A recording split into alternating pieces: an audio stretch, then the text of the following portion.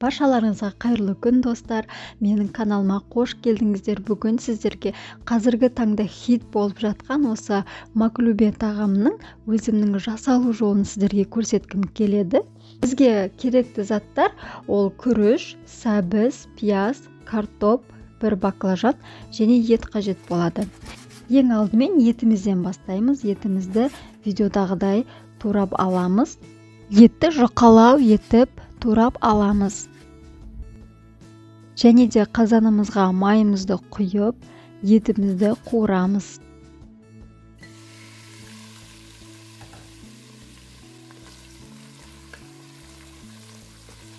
Етіміздің суы шыққан соң тұзымызды, қара бұршымызды салып, араластырып,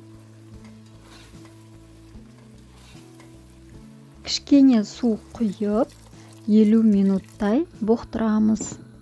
Ол аралықта біз қалған көкөністерімізді дөңгелек етіп, қатты жұқа қылмаңыздар және де қатты қалың қалмаңыздар, орташа размерде турап шығамыз. Картоп, сәбіз, пиязымызды да дәл осылай турап шығамыз.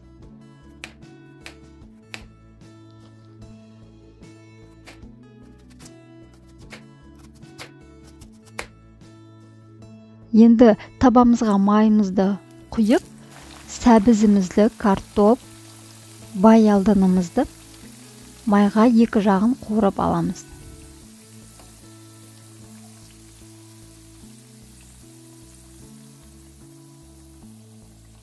Сүзіп аламыз және одан кейін картоптарымызды қуырып бастаймыз.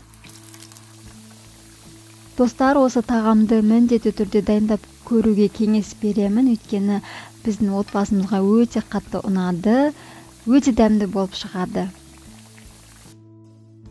Соңғы кезекте баялдымызды да қуырып аламыз. Достар, егер де мен каналыма тіркелмеген болсаңыздар, міндетті түрде тіркеліп, қасындағы қоңырауша белгісін басып қойыңыздар. Сол кезде менің шыққан видеоларым сіздерге бірінші болып көрсетілетін болады. Келесі кезекте табамызға кішкене май құйып, таза жуылған күрішімізді салып, 2-3 минуттай қуырып аламыз. Бұл жерде су құюдың қажеті жоқ, тек қана 2-3 минуттай қуырып алсаңыздар жеткілікті. Және де піскен етімізді сүзіп аламыз, себебі біз ең алдымен пияздан бастайтын боламыз. Біздің қазанымызда кішкене май қалды, соның үстіне туралған пияздарымызды орналастырып шығамыз. Оның үстіне етімізді саламыз. Келесі кезекте сәбіздерімізді барлығын салатын боламыз. Және де міндетті түрде кішкене тұздауды ұмытпаңыздар, тұз сеуіп жіберіңіздер. Оның үстіне картоптарымызды орналастырамыз. Және де міндетті түрде оның үстіне осылай үстін тығыздап басып шығу қажет, себебі қазанымызды төңкерген кезінде ол шашылып кетпеу үшін осылай тығыздап қою қажет. Және де оның үстін тұз сеуіп шығамыз. Оның үстіне баялдымызды орналастырып шығамыз, және де оның да үстін тығыздап басып шығамыз. Тұз себеміз сәл-сәл.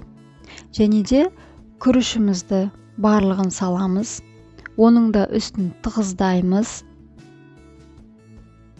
Үстіне қайнап тұрған ыстық су құямыз. Күрішімізді 0,5-1 сантиметрдей батып тұрсақ жеткілікті. Және де суды құйғаннан кейін кішкене тұзын көріп жіберіңіздер. Егер де тұздарыңыз кішкене аздау болып жатса, тұз сеуіп жіберіңіздер. Астын пәсейтіп 30 минуттай піседі. Тамағымыз піскенше біз салатымызды дайындаймыз. Мен бұл жерде қияр, қызанақ қолдандым. 4 бұрышты етіп турап аламыз.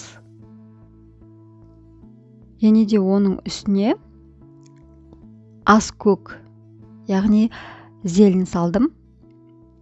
Тұз салып, барлығын жақсылап араластырып дайындап қоямыз.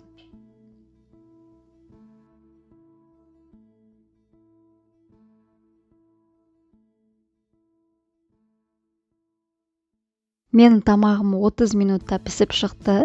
Енді оны қазанымызды легенге аударатын боламыз. Мінекей аудардық. Қасықпен жан жағын осылай ұрып шықсаңыздар да болады. Қазанымыздың көтерген кезінде дәл осылай әдемі болып шығады, және де жаңағы жасаған салатымызбен тамағымызды әсемдейміз, видеода көріп тұрғандарыңыздай.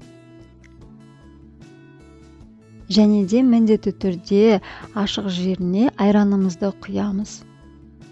Үстіне әсемдік үшін укроп септім. Мінекей достар, біздің маклюбе деген тамағымыз дайын болып шықты. Міндетті түрде дайындауға кеңес беремін. Видеоны соңына дейін қарағандарыңызға рахмет.